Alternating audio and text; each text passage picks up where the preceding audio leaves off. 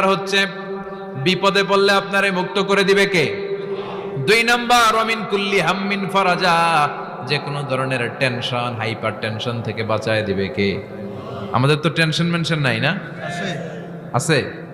Life নিয়ে tension, বাঁচার tension, মরার টেনশন, ক্যারিয়ারের টেনশন, রাস্তাঘাটে যানজট এটার টেনশন, পুলিশের দৌড়ানি, র্যাবের দৌড়ানি, বাড়ির ভাড়া, গ্যাস বিল, বিদ্যুৎ বিল, ছেলে মেয়েদের লেখাপড়া, কত টেনশন। এই সব টেনশন থেকে আপনারে মুক্ত করে দিবে কে?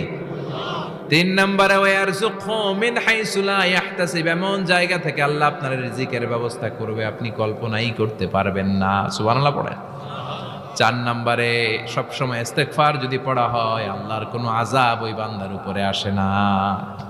ওমা কানাল্লাহু মুআযযিবাহুম ওয়া হুম ইস্তাগফিরুন,